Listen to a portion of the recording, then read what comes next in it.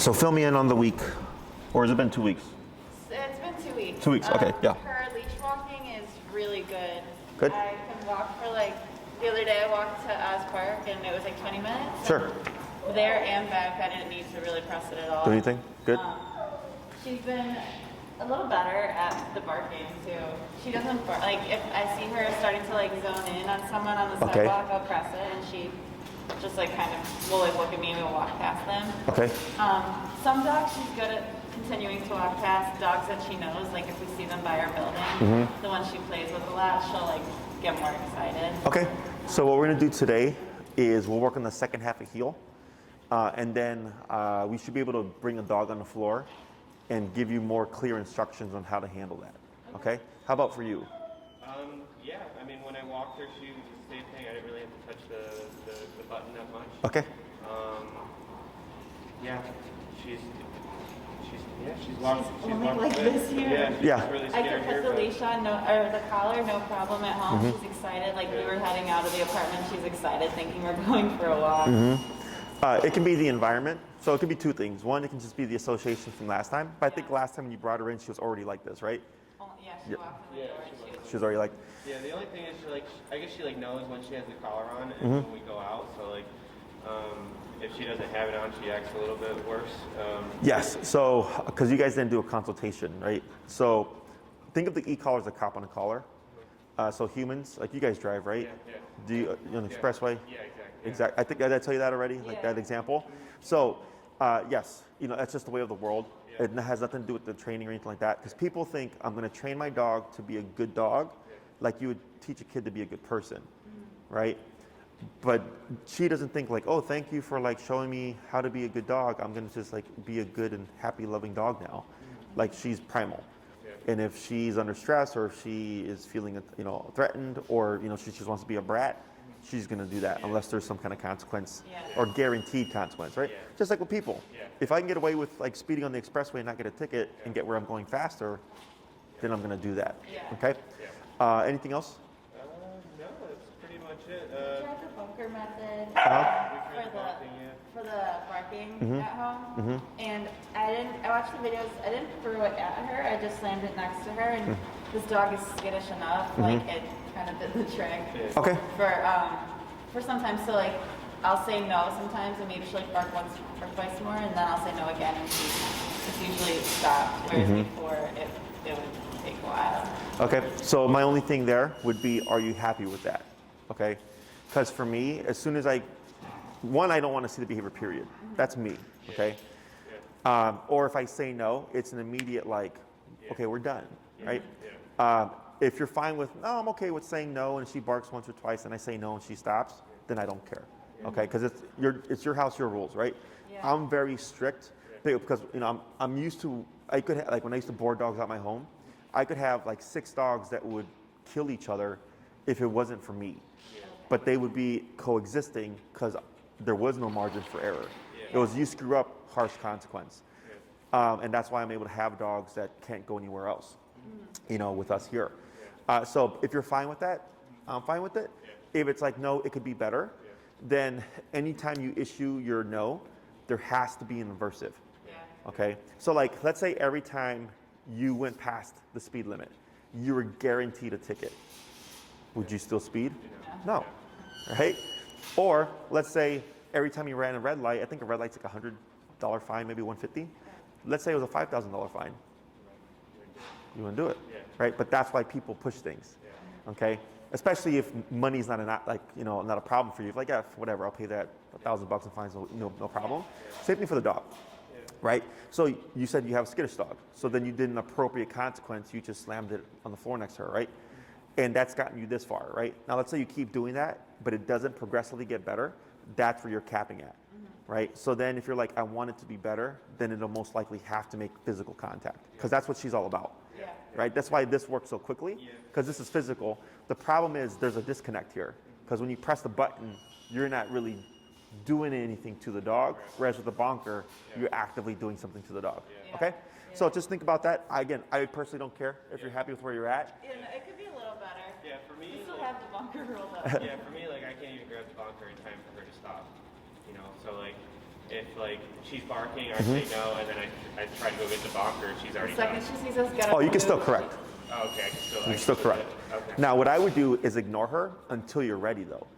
Okay, so let's say this. Let's say I had her and she's barking for 5 minutes as I'm preparing the bunker. Yeah. I would correct her so good on that first hit, 5 minutes in, she won't do it again.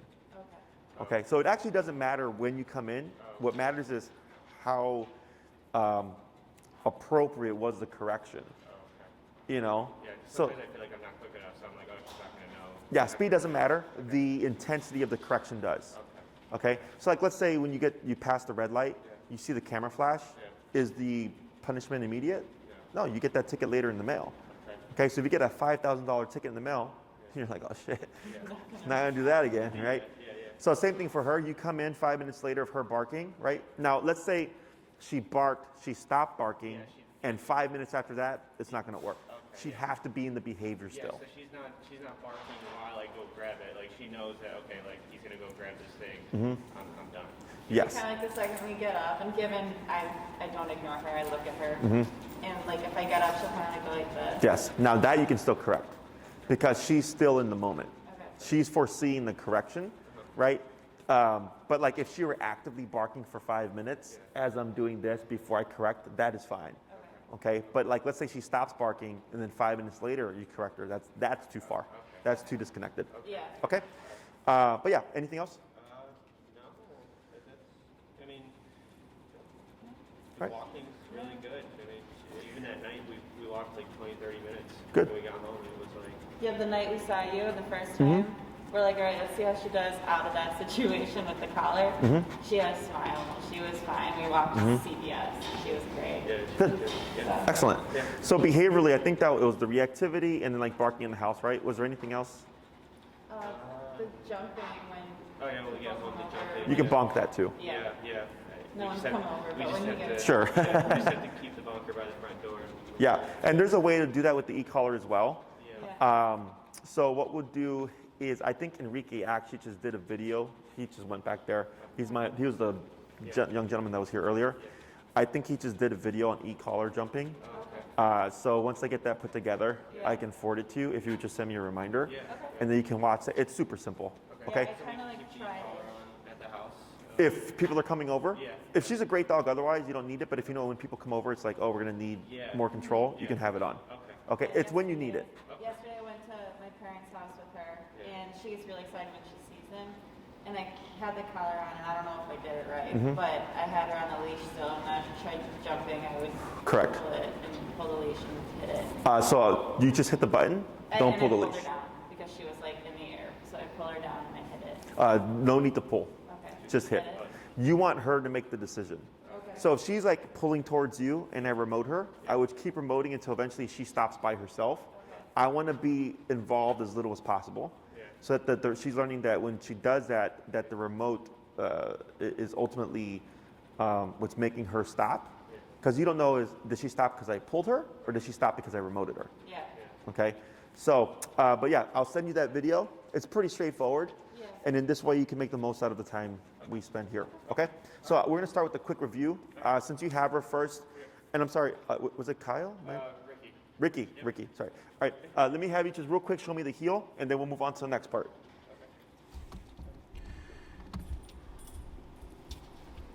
And what's her number been? 40. 40? 40. Okay, 30 with me. gotcha. So this looks good.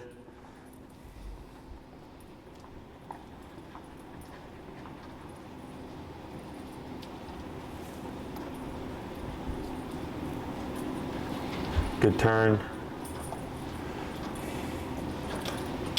Yeah. More relaxed this time for sure.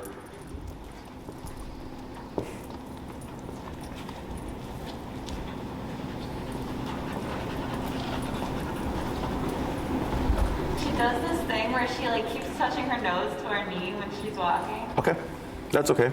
I wonder if she's just like making sure she's in line with us or what. It doesn't bother me. No, it's nothing bad. Thing, you know. Go ahead and slow to a stop here. Very good. Let's go and swap handlers. Swap handlers.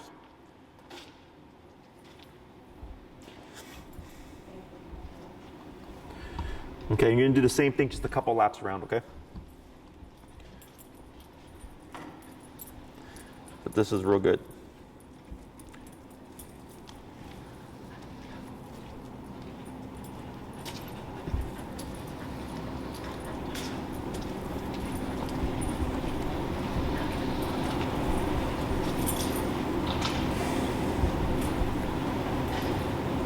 Very good. Try speeding up here. Speeding up. Mm-hmm. And then do a drastic slowdown. Keep forward. There you go. And just walk through. Yep, that's fine. Good. That just caught her off guard. But she did stop. Good. Go ahead and go to slow turn. Good. Go ahead and pick up your pace.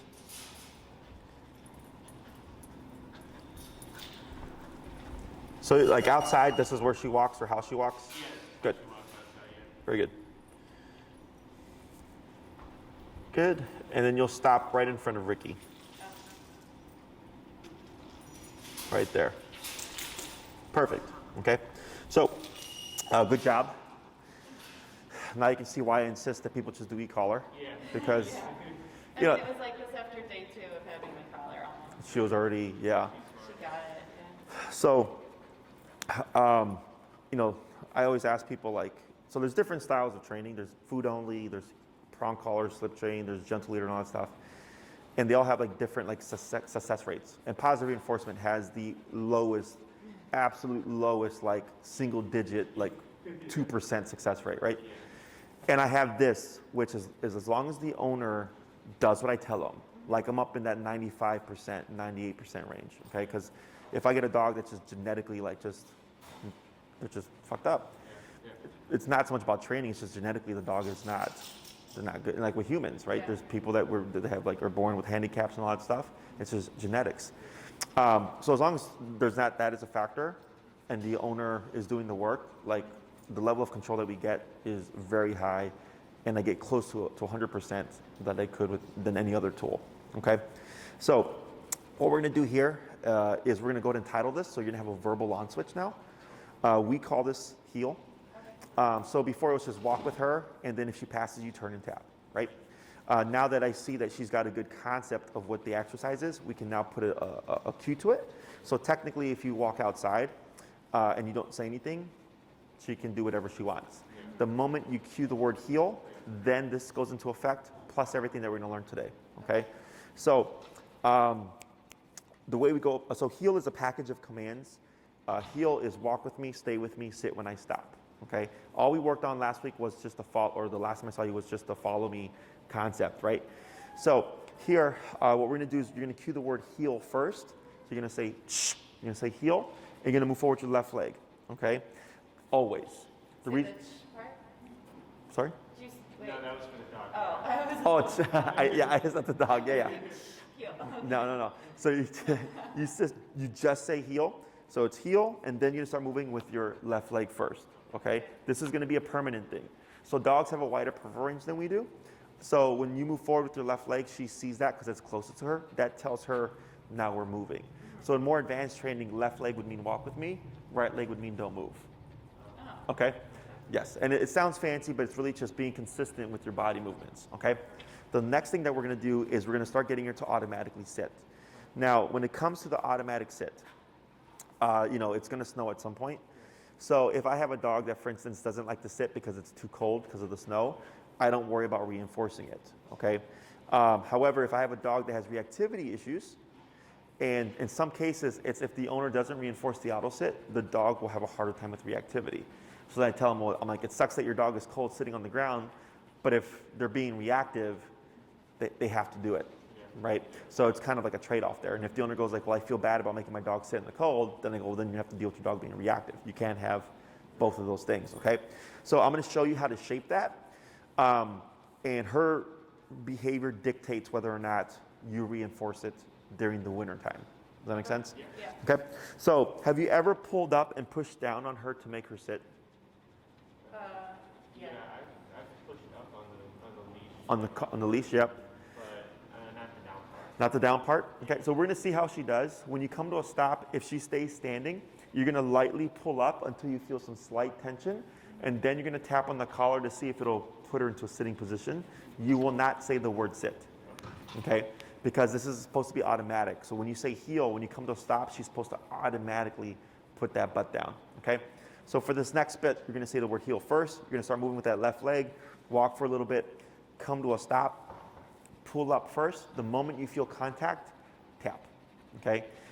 If she doesn't sit immediately, you'll just keep slowly tapping. If we don't see her doing anything, then I'll coach you on the other part to help guide her into it. Okay. Okay, questions? No. All right, so when you're ready, heel. Oh wait, I forgot the first step. Yeah, it's like, there you go. So now you've turned on the command. Good turn, then slow to a stop. Up on your, up. So if she sits, just go ahead and praise her, good girl. Good, and then heel, left leg. Heel.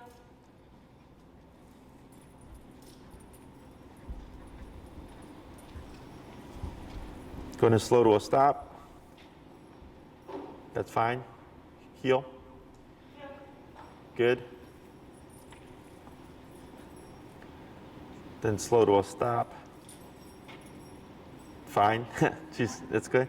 Now, does she sit automatically when you walk her on your on the outside, or is it? Yeah, when we go to like the street light on the corner, Sure. we make her sit.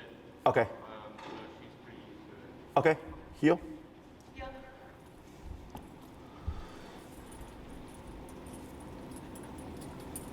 And slow to stop. There you go. Heel. Heel.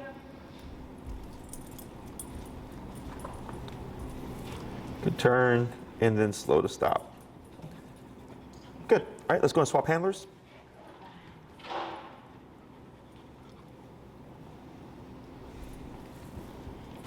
It's like I know which foot's my left, but when you know you have to step with your left. You got to start thinking. Wait till we start doing the other stuff. It's gonna get more complicated. This is the easy part. Okay.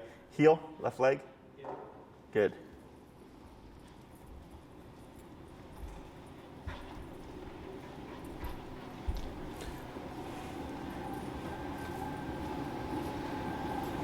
Good turn.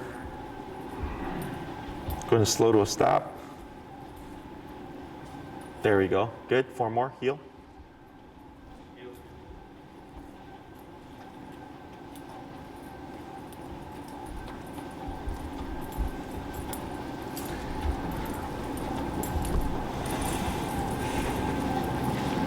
Then slow to a stop.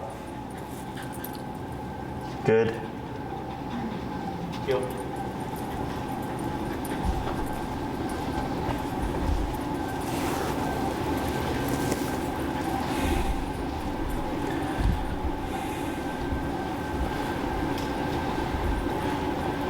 Good. And slow to stop. Good. 2 more. Heel. Heel. Yeah, it was your right leg. Yeah. But you caught it though. Uh-oh. I was gonna say sometimes Pooper. she eats her own. So here, to go ahead and just pivot so that you're lined up with her. Were you slowing down to a stop and she fanned out? She was like concentrating on what was going on over there. Gotcha. Okay. So if you have a sharp enough eye, if you're coming to a stop and she shoots off, you just immediately pivot and tap Okay. to sync her up with you. Okay. Heel.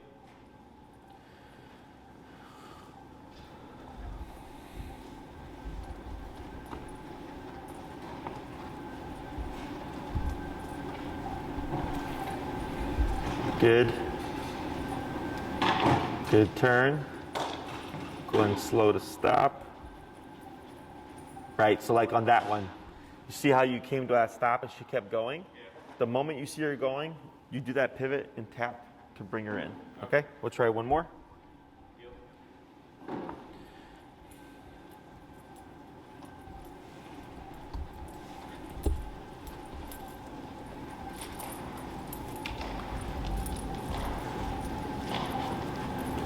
Good, and then slow to that stop.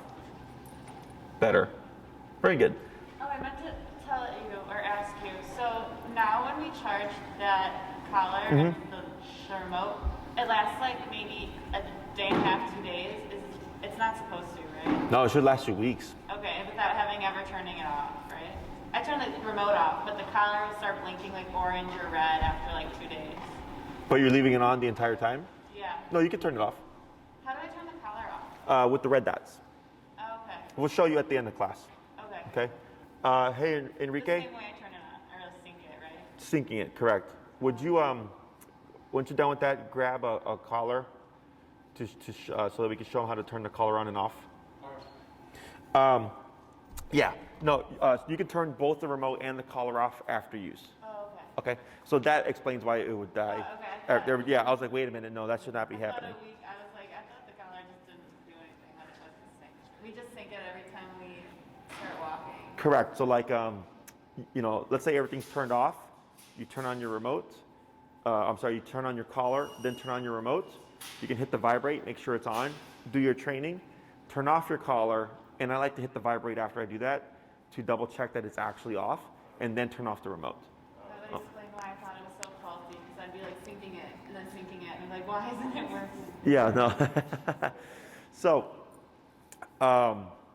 at the end of class, Enrique, when the other client comes, because they're right after them, would you just show them the process of turning it on and off and testing it? Okay. So he'll review that with you at the end of class, and then that should fix the problem. Okay. So all that was good. Pretty simple. Say heel, move to the left leg, and she was sitting on her own, so no need to like pull up and remote. But like, let's say you're outside and you come to a stop and she doesn't sit, you would now use your leash and e-collar to make her do it. You would not say sit, okay? Because then it becomes a sit. It's not a part of the heel. Okay, so heel, walk with me, stay with me, sit when I stop. That's what it means, okay? So if you say sit, she's no longer in a heel, now she's in a sit, okay? So when we do commands, your new command overrides the old command. So any questions about what we've done so far? So the next thing are turns. Was it Bonnie? Okay.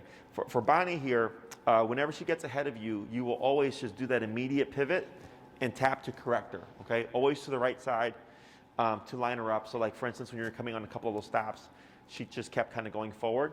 So if she keeps going, and this is super common, especially if like you're coming to a red light, because your intention is, well, I'm going to stop and it doesn't really matter, right?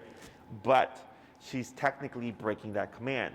So it becomes gray area. And the next thing you know, she just starts pushing for more things. So it has to be very black and white. So when we're doing turns outside of that immediate pivot, we have specific leg movements that we do to communicate to the dog what it is that we're actually doing. So if we're turning to the left towards Bonnie, we call this the crossover turn because you're going to be crossing over the dog. Okay? When we do this turn, people tend to think you lead it with your left leg. You don't do that actually. You actually lead it with your right leg. Okay? If you lead with your left leg, if she's really tight on you and you go like this, you're either going to trip or kick her out the way. Okay? So what we want to do is when you slow down prior to that turn, she should of course slow down with you, is when you turn at a 90-degree angle and she sees the leg here, that dogs will naturally stop or start to curve with you. Then my left leg comes out, and then I cut in again with my right leg at a 90-degree angle. Now I'm going back the opposite way. Okay, so if I do this correctly, and I slow down, right, left, right.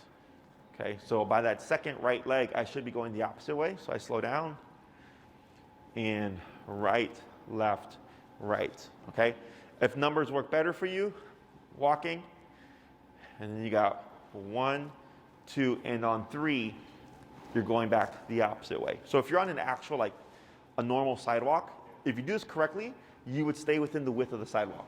If you end up in the grass or in the street, you did something wrong. So the next one is the pivot, which is very similar to the abrupt turn that you've been doing. So if Bonnie goes, you of course just turn, tap to bring her back this way. But if she is paying attention, it would be unfair to just do that randomly.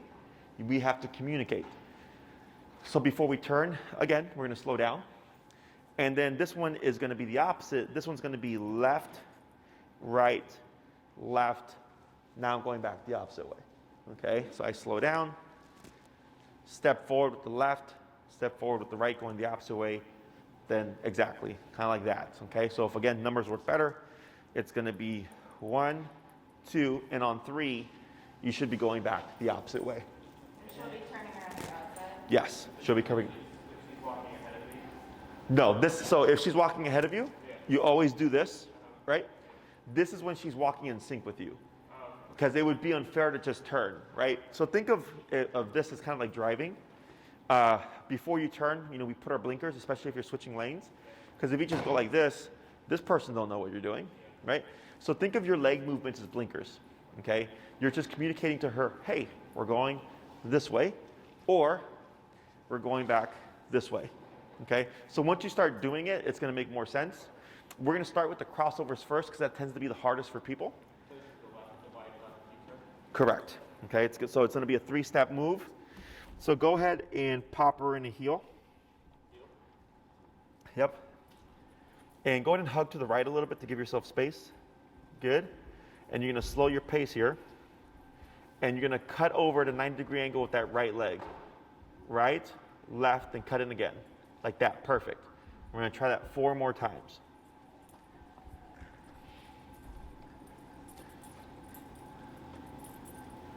And slow. So here, turn, correct, yep, that's correct. Now forward, heel, good. So if she gets ahead, always default to the correction. Now slow again, and then get ready to cut with that right leg when you're ready. Right, left, right, good. 3 more. And slow down. Right, so now, so you see how she cut ahead of you? Pivot, tap. Forward, forward, tap. There you go. Okay, she's having trouble going in that direction for some reason. Let's try it again. So slow down, and then get ready to cut. Right, left, right. Good. So we're going to try again going in this direction, where she's had most of her problems. Go ahead and slow down again.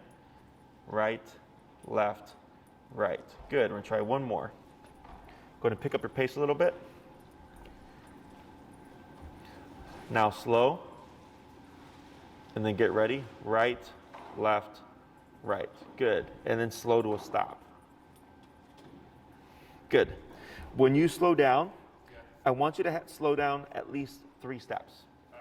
I think on some of them is you're only doing a 1 to 2 step slow, so it's not enough time for her to go like something's changing, which may be leading to some of the bypasses. Because we have to give her enough time. So if you slow down and she's still kind of here, enough time to come here before I can cut in with this leg. Because as you can see, once she's ahead of you, when you try to do that, everything was out of whack.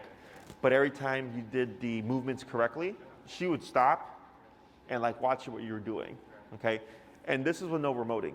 This is all just body language stuff, okay? So we're gonna try 3 more of those left turns, and then we're gonna try the pivots. So heel.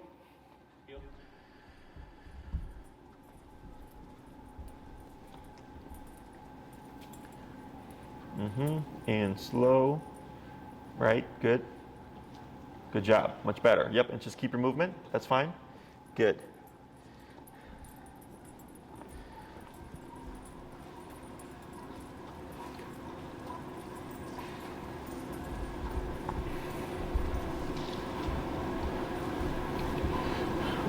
Yep, just power through. You got it, good, we're gonna try one more.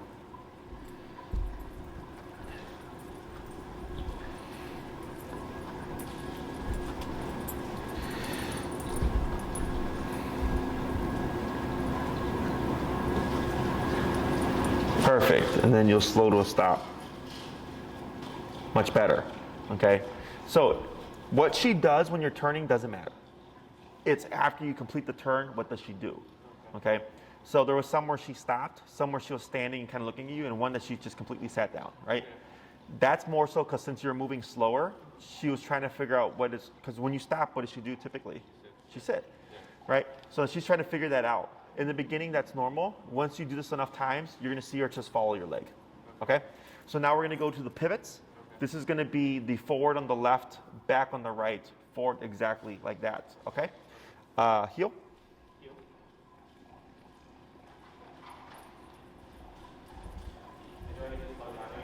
Yes. You always slow down before a stop and always slow down before a turn. Good. Go ahead and pick up your pace.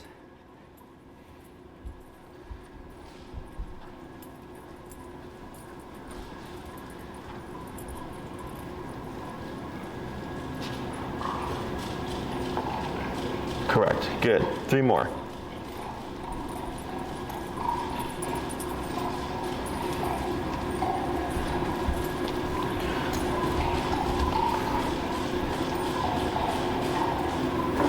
Good.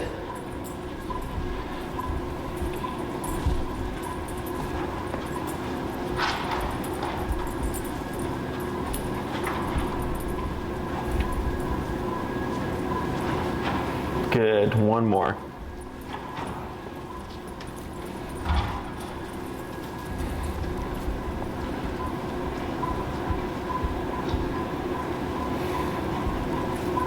And slow to stop when you're ready. Much better. There you go. Good. And you can see when you slow, right? How she kind of stuttered there. So that's why that slowing down is so important. Always. This is forever. Okay, just like with driving, we slow down before we stop and we slow down before we turn. That's never changed. Same thing for her.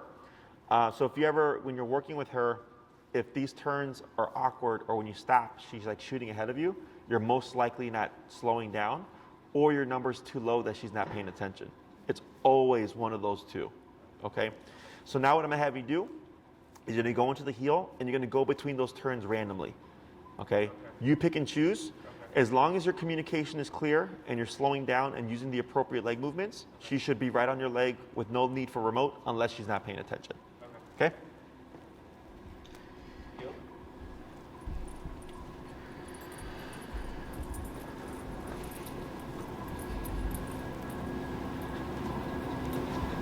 That's okay. Good.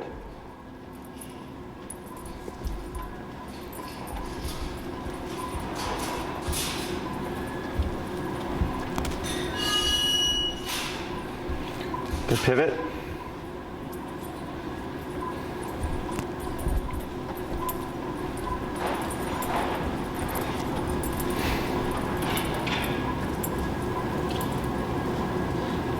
Good pivot.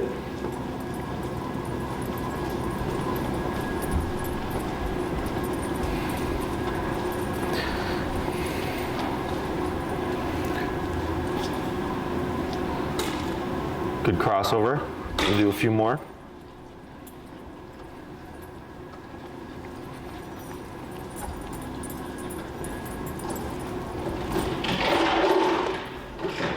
Uh-oh.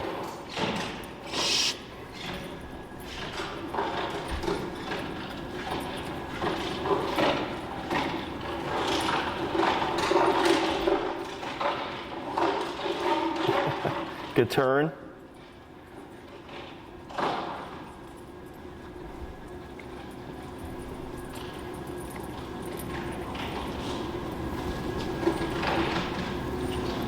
Good. 1 more. I think that's her first time, Enrique. I saw a video. Oh, did she? She may have only done like a 5-minute one. No, you're right. She did do it yesterday, but I'm not sure if Bree did a full session with her. Good, and slow to stop. Excellent. Okay. So here, she had no idea what your intention was. But because your communication was correct, she was able to follow your lead, okay? Any questions about this? I have a question about the heel. So let's say we're doing it and then she does something where we need to correct her. Do you re-heel? Or Oh, like do you only say it once at the very beginning? Just the ones, yep. So I say heel when we go from stationary to motion. Okay. So like if- at a stop leg? Correct, like if you come to a stop and she's sitting, heel, left leg, right? Okay. Now, technically speaking, if you've cued the heel, and let's say you walk forward with her for an hour, technically you don't need to repeat it each time, as long as you're moving forward with the left leg.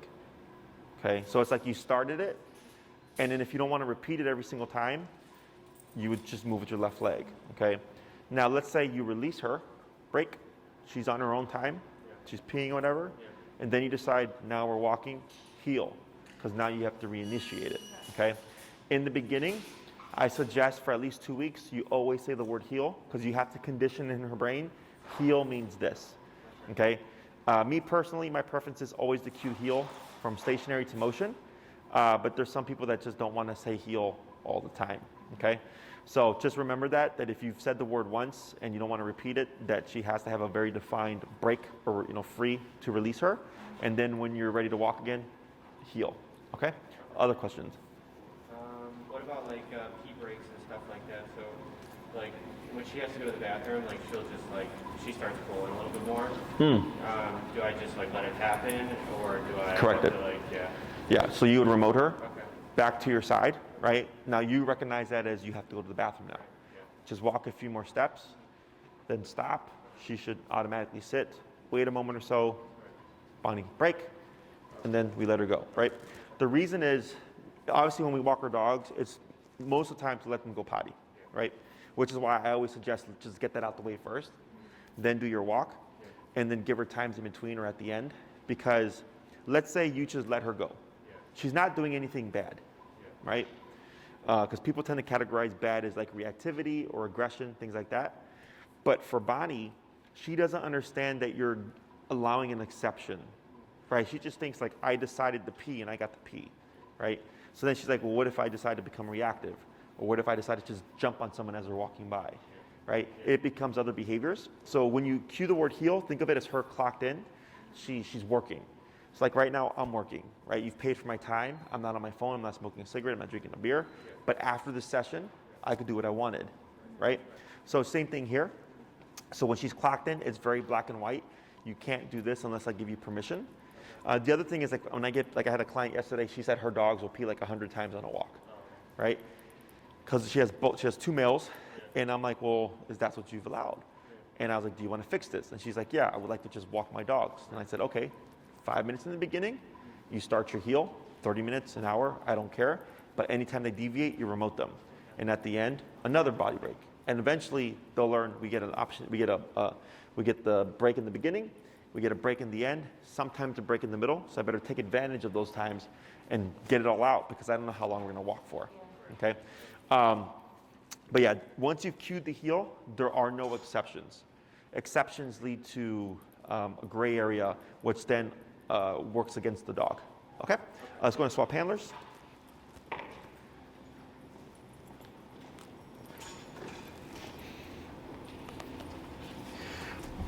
Good. So I'm going to have you start with those crossovers. Okay. That's the one leading with the right leg, cutting at a 90-degree angle, just like that. Yep. Okay? Yep. Mm-hmm.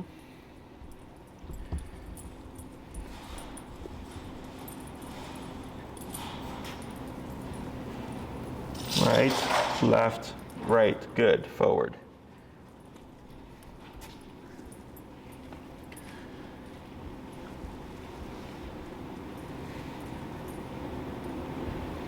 Almost. Now she got it because you did slow down, but you like stepped and turned like this, then this, right?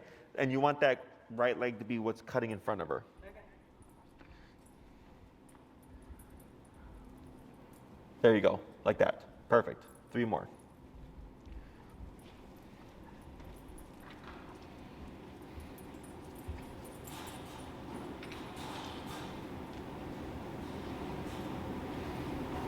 Good. 2 more.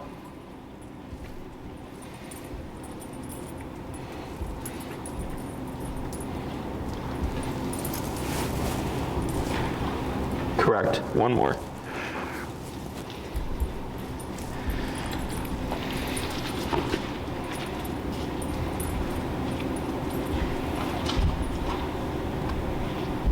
Very good. And then slow to stop.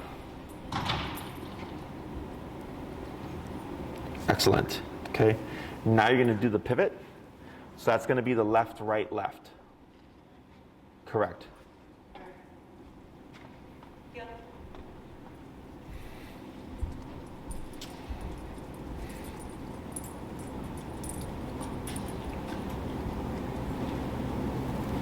Correct. Good. 4 more.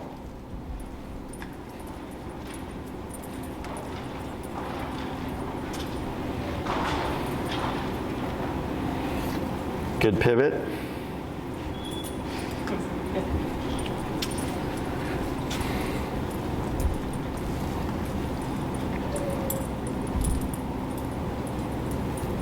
Good, 2 more.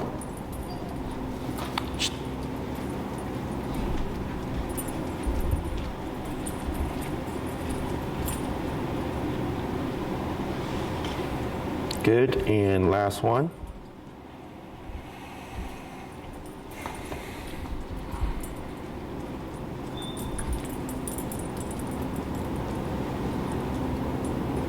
Good, and then slow to stop when you're ready.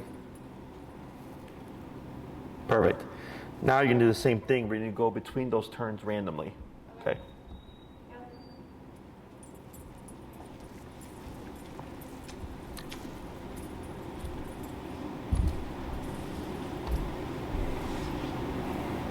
Good crossover.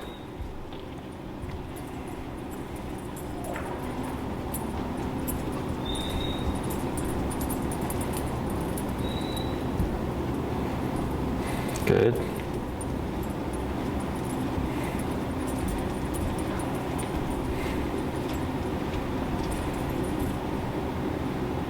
Good pivot.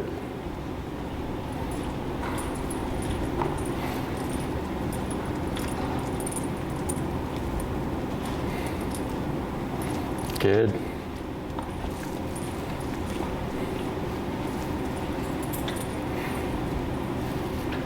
Good, just a few more.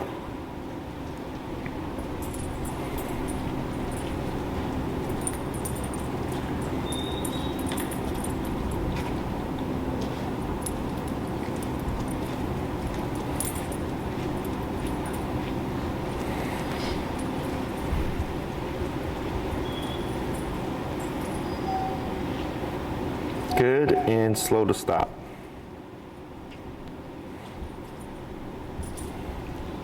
Excellent. Questions?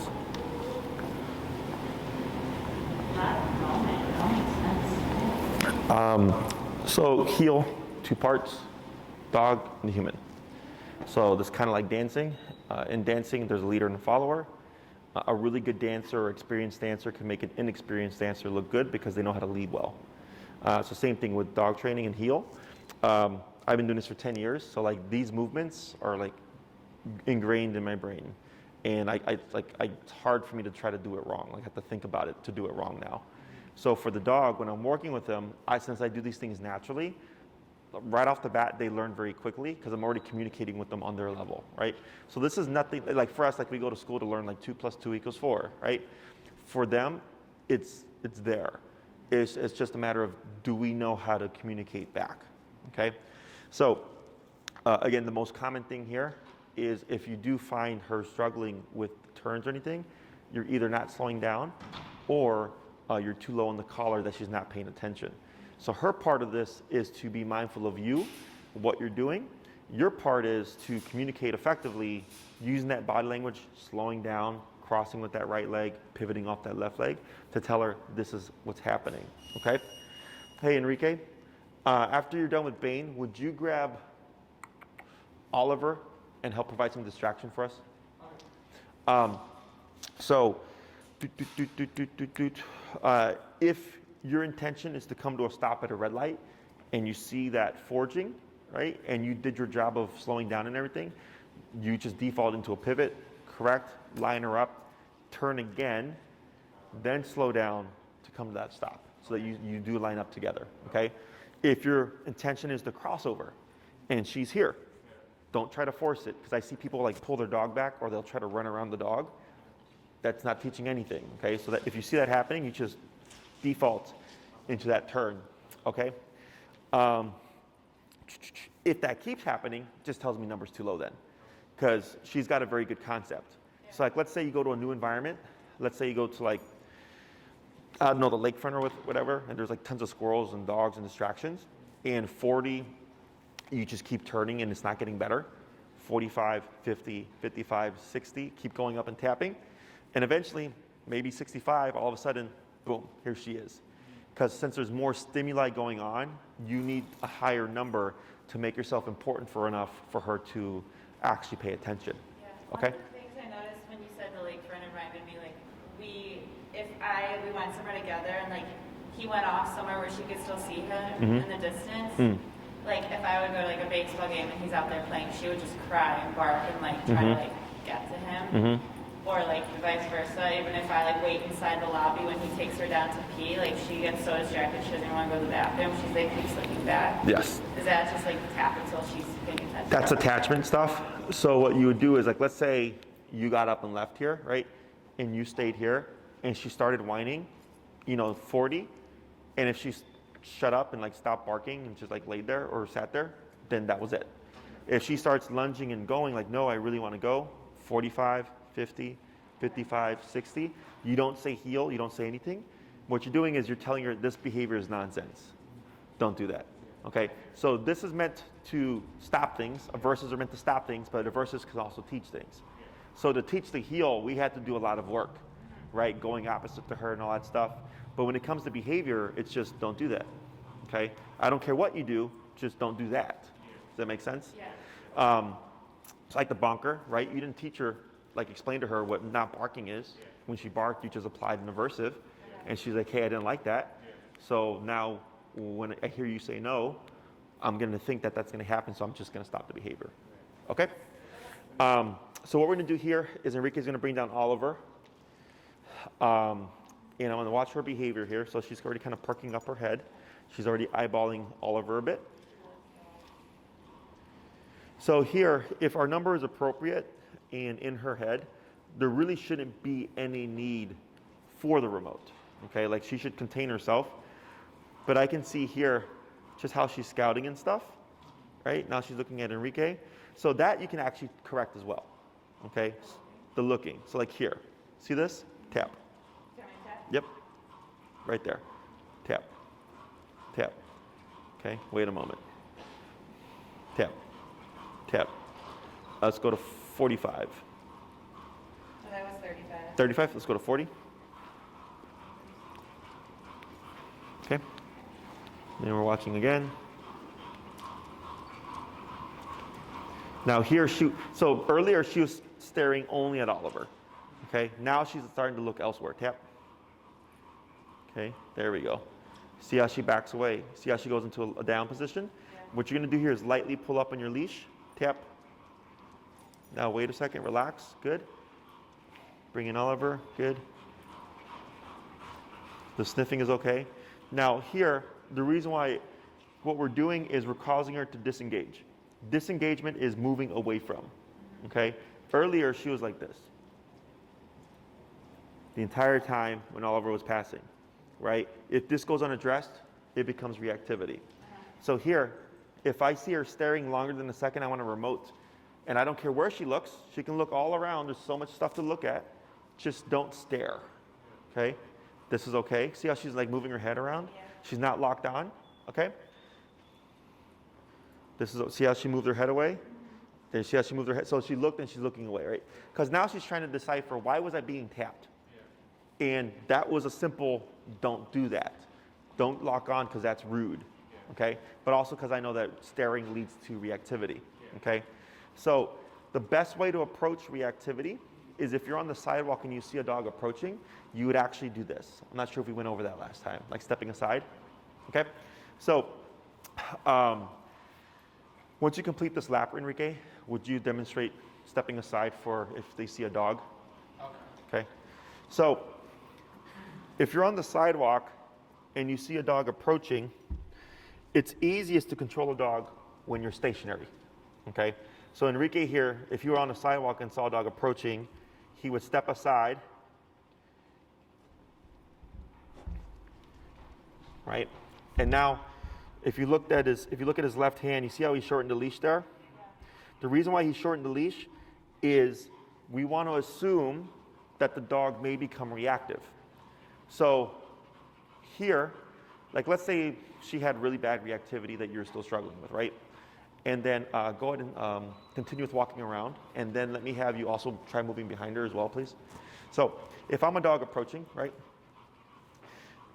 And I know she's social and all that stuff, and the reactivity is most likely just her being a brat. But let's say as the dog's approaching, when you step aside and you shorten the leash, right? So let it go slack again, and take a step back. Okay, you see how far she can get from you there? Yeah. Okay, now go and step next to her, and then shorten your leash. Okay, now try to take a step back and keep your hand where it is. See how much less space she has. So you want to think that when this dog is approaching and you're stepped off into like the curb area, if she has all that slack, she could easily just jump in, right? And I know she's friendly, but what if this dog's not friendly, right? That's a problem. So by doing this, you're just being prepared. If you lunge, you're not going to get far. Also, pull up, okay? See how little you have to do? Go and give slack, complete slack, now pull up without the left hand. Just up, see how much more you have to do, okay? So shorten again. The other part of this is if a dog does become reactive, we always pull straight up, okay? So if you're right there, very little work as opposed to more slack, now you're up here, but not only are you up here, now she has all this leash to go this way, okay? So up de-escalates, back and back escalate, okay? So that's the other thing. So if you're pulling back and you're tapping her for reactivity, this is saying be reactive, this is saying don't be reactive. You have conflicting messages, she's gonna be reactive. I see this happen all the time with clients, okay? So up and the tapping helps settle her, and she should go back into a passive position, and then that becomes her reference point, okay? So this puts you at the most control. If you're trying to walk past the dog, and then next thing you know, you're trying to do this because she's already wanted to do this, right, to greet them, or if she lunges, she's already in movement, that she can just get there. Okay, so this is the easiest. Once she gets used to dogs passing by her, and she's like, if I become reactive, I get remoted, and you see consistency where she's like behaving herself, then we move to walking past dogs, okay? Now let's say that dog is like her best friend, or maybe that dog is like super reactive themselves. Still a good idea to just step aside because that's gonna give you the most control. Does that make sense?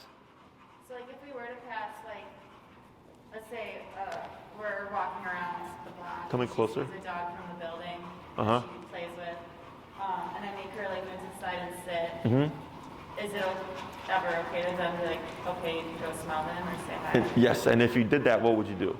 Right. Yes. So she would be like this. I'm approaching with my dog, and you would say, wait a second, right? We're training, and we've been training. They're like, okay, break. Now they can play. And then right? their dog is probably at this point like lunging at Bonnie already, trying to like play. Yeah, doesn't matter. She still has to behave herself. You know, so it's like with me growing up, if my friends were all out playing football, it didn't mean I could play football. I needed permission to go out to play football, right? So same thing here. Obedience, very black and white, because we tend to excuse things, but that's your best friend. I go, yes, but she doesn't think of it as an exception. She just thinks, sometimes I get to do what I want, and there's no consequence, and that creates inconsistency, okay? So the more black and white you are, the better she's gonna be. So like right now with Oliver, you see how like Enrique, she's getting closer and closer, and she doesn't care because you've put rules and you've made it very clear cut of this is what we do, okay? Good. So I feel like she doesn't know the word break very well. Thank you. Like she doesn't, same with like free or anything when we get home, like she just doesn't know it. Sure. Like, she'll sit there and like stare at me. Sure. Or like scoop her butt and like go. So let's say like this square here was grass, and I brought her over, right? She should automatically sit. What I'll do is a very exaggerated break and onto the grass, but then also I'll turn to face the dog, okay? Because her heel, I can see she's very cautious, because that's just her nature, is if you keep walking with her like this, she's gonna keep defaulting here, right? So if I pivot out and I'm facing her, she can't heel anymore. Does that make sense? Yeah. And then you can just kind of meander and just move backwards. If you find she's just super cautious, what I'll do is I'll go on a walk and like every few steps, break. Then wait a little bit, heel, walk. She sits, break. And I'll keep repeating that. Okay, until eventually she's like, you keep telling me break, and this is like 1,000 times already. Let me sniff, right? Yeah. If she has any ball drive, or actually if, you know, a dog friend, maybe you set up a play date or whatever on like a weekly basis, and then you just release her to go play. Eventually she's gonna tie the break with play, and then she's gonna learn that break means to be free. Or if she has ball drive or any toy drive, I'll bring that with me. I go to the park, come to a stop, she sits, break, throw the ball. To create the impulsiveness of like break means you're done. Okay?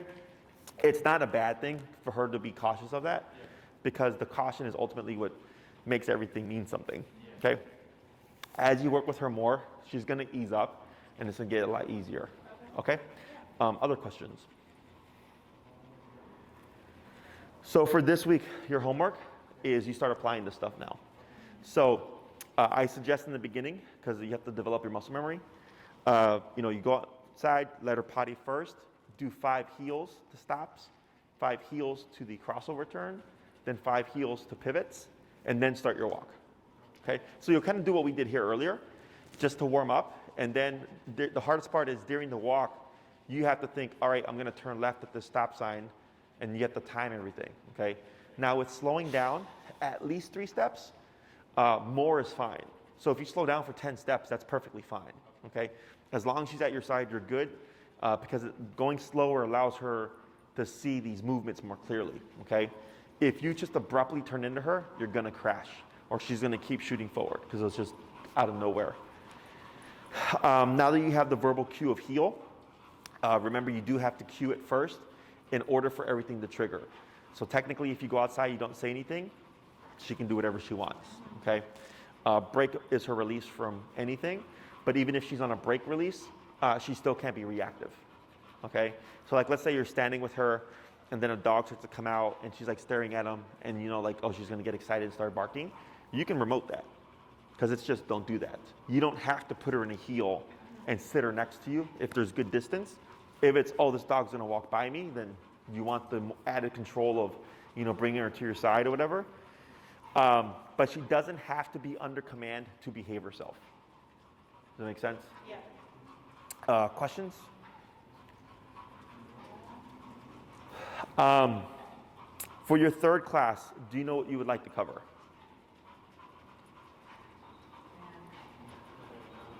Maybe, I feel like it's the barking at home is honestly what drives me nuts, not the leash stuff is under control. And she's barking when she hears sounds outside or when people are coming in? Sounds outside. Last night, did she wake us up and she was barking? I feel like I remember waking up to her barking in the middle of the night. Gotcha. So that's where... There's dogs on our floor too, so she hears them, she barks. Gotcha. So that's where I would definitely recommend you switch from the floor to contact with her with the bunker. Okay? Because you've made progress, right? But there's that really annoying bit is not going to go anywhere unless she's herself being physically corrected. Okay? And I would opt for the bunker because you're not going to want to have to keep her on that every night. Yeah. You go to sleep. So I would do that first. I think and that's like just FYI stuff. So you can even shoot me an email and I can explain it to you.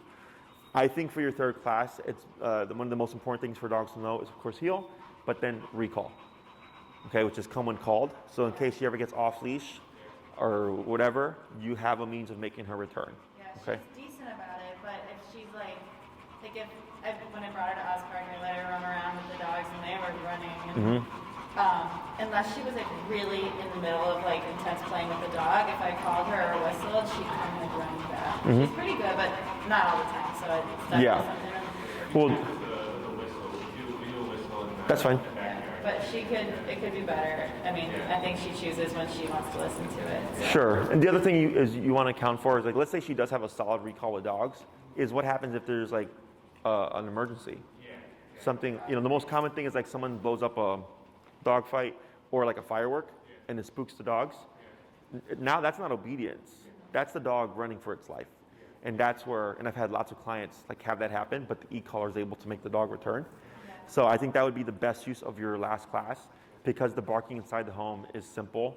It's just finding the correction and the intensity that's going to just deter the behavior. Okay? And what I would do is correct firmer throughout the day so that you're not having to do it overnight. You just start to see a decline. in that behavior, okay, when done correctly. So I would try that, and then shoot me an email if you're having issues with it. And I feel like there's something else. The jumping thing. That's an easy thing too. Okay, and Enrique did a video on it, so I can send that to you, and you can just watch that. And you essentially did it yourself. It's just you added an extra step that I wouldn't add in. Okay. I would just do remote. Okay. And then, I know this is probably so far because we're just learning heel today, but eventually, like, she has a lot of energy, and like we go for runs sometimes. It'd be great to run with her. We can do that now. We can do it now. Yeah. So what you would do is you walk a block, jog a block, walk a block, jog a block, and everything stays the same. Okay. And then once you feel like, oh wow, she's actually running with me. So if I started jogging and she just shoots.